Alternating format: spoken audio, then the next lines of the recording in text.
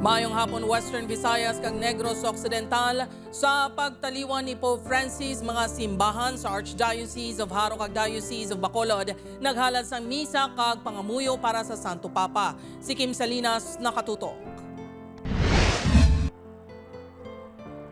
Napunos ang kasubo ang bugos ng simbahang Katoliko matapos nagtaliwan sa edad niya 88 anyos si Pope Francis.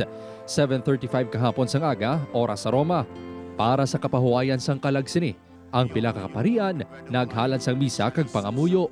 With profound sadness, we entrust to the loving mercy of Almighty God the Father, the risen Lord, the eternal repose of the soul of Pope Francis, our Holy Father.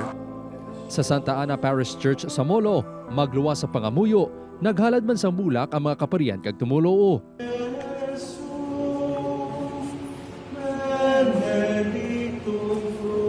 Nagpanawagan man si Haro Archbishop Minifil Billones sa mga tumuloo nga pangamuyuan ang kalag ni Pope Francis.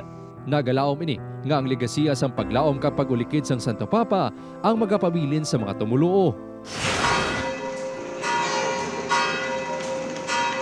Sa Bacolod City, kadungan sang pagtunog sa lingganay sang San Sebastian Cathedral kahapon, nabatsyagan ang kasubo sa mga tumuloo sang Diocese of Bacolod sa pagtaliwan ni Pope Francis.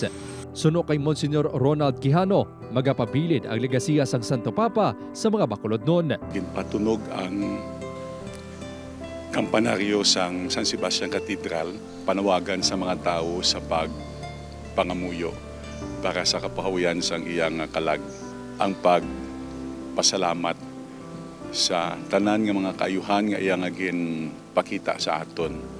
Sa siningabahin sa simbahan, hamtang ang Memorial Corner para kay Pope Francis, kung sarin, sarang maghalad sang bulak kag pangamuyo ang mga sumilimba.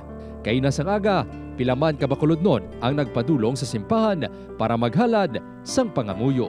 Dako gid ya kayo pagtuo. Duhugot gid malamang. Naglabi na gid pasalamat sa iya bulig man sa amin. Agi sa iya ka maglinong man sa pihak kinabuhi kung matubang man si Ginoong Hesus. Upod kay Romel Porquia, Kim Salinas, 1 Western Visayas.